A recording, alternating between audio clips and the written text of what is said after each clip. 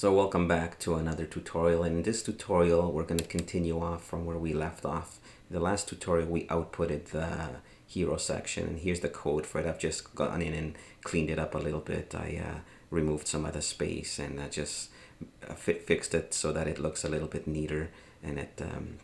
But that's basically all I've done.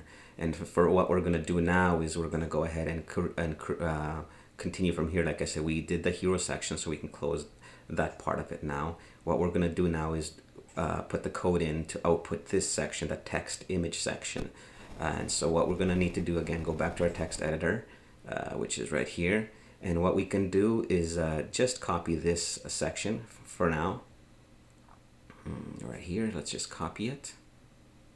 Okay. And then we can, because we're going to use that, it's just simpler than to type the whole thing up again, and then paste it below it. And what we can do is, in this section here, we don't need any of these divs. Just delete them. Let's put a little space there. And in here, again, just like in the previous section, we're checking for the row layout. But instead of looking for hero now, since we've moved into the next area, we're going to go to this. We're going to look for text image. Where is that? Right here. We're going to be working on this layout now, so we're going to look for text image. So let's just copy this. Okay. And then we replace here where it said hero. We're now onto the next section, so just replace that. So now if the row layout has a text image section, it's going to output sections in it. And then so the first thing that we want to output in this section is the following. So let's begin this by creating a div with a class of text left. Okay, and let me see what else we need to do here. Inside these divs, we want to get the subfield, the left text information. So let's put in some PHP tags here, PHP, and let's put in the subfield. The subfield, and we're going to call left underscore text. And then let's just put our semicolons, and that should do it. Let's go back to our web page here. And here we are. There's our sections. So that's the left text section being output now. Okay. The other thing we want to do is, as we showed here, we had an optional CSS class.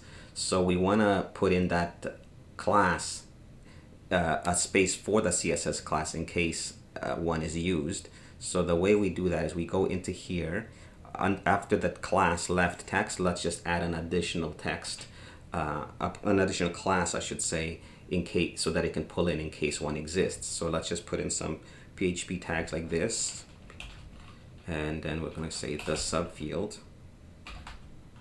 Oops, the sub.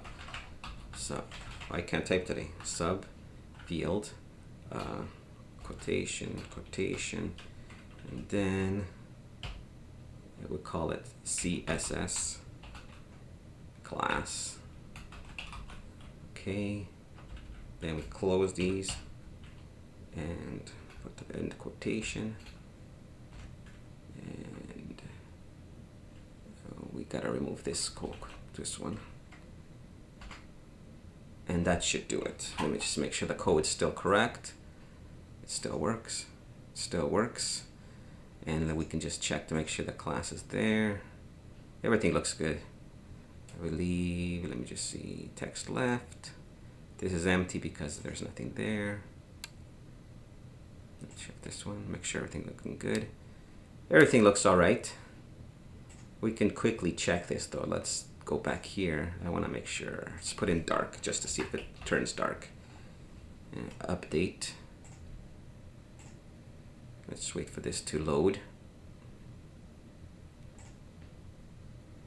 And something's wrong. So let me just monkey around and see what's not picking up. Oh, I know.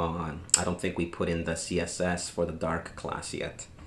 So let's go into our CSS style sheet and put that in.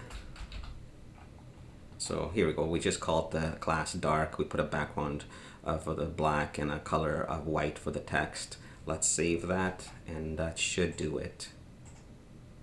There it is. So it's turned black, so you can see that it's working. So let's continue from there. Let's take out that. Actually, we'll leave that class there. Doesn't really matter. Go to full width. Okay. And the next thing we want to do is we want to output a little bit more information. We now want to output, let me just make this a little bigger so you can see better. We now want to output the next div, a div for the image. So we're going to create a div here, and we're going to put a class of image right.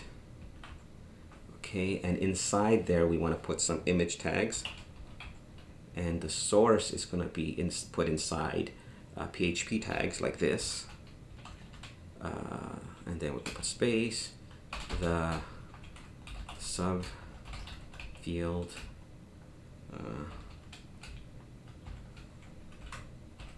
and we're going to call it right image, and we go outside here, put a space, and we backspace there, and put it there, and that looks right. Let me just double check this code. Yeah, it looks good, except here. I don't think I need this alt tags. Yeah, I don't need them. And that should be good. Let's save that and let's go back to our page and check the output. And the images are here. They're just not outputting properly. So let me have a look as to why that is. So let's go check our code. Something must be missing. Oh, here we go. We're missing the question mark here. So then it doesn't recognize it as PHP because that's missing. So let's put that in there, and that should actually fix it. So let's have a quick look. And there you go.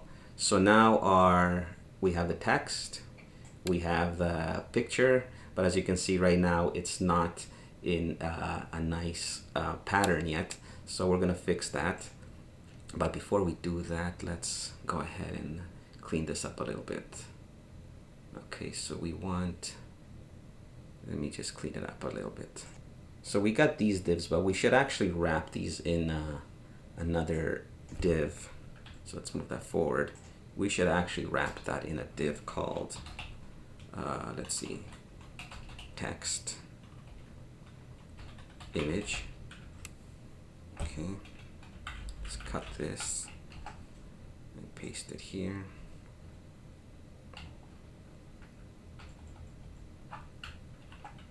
Okay, let's give this, that should actually do it. Let's have a look, save it. Okay, so that should do it. This will just enable us to give it some formatting when we put the CSS there. So let's have a look at the CSS now actually. So let's go into our style sheet. And so we have all the CSS for the section 1. So let's put in some CSS for sections 2 and 3. And here we go.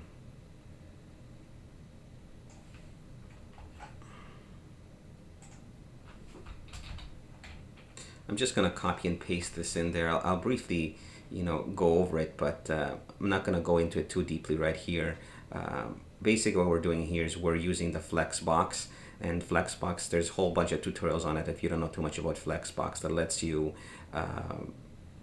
style it in a better way than we're using the inline block and so forth. The Flexbox just works a lot better, and that's basically what I've used to make the grid section. And the CSS is here, and I'll put the CSS on my website if you wanted to have a look at it. But anyway, just putting in the CSS, and then we go into our web page and we refresh it, and that CSS now makes us be able to see the text.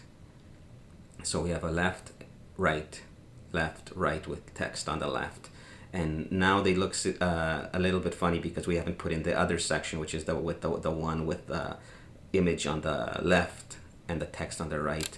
And that's what we're gonna do in the next tutorial. So let's hang in there, and we're almost to the end.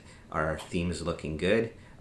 It's functioning properly. So we have one or more tutorials left to go, and we'll be finished with this custom front page.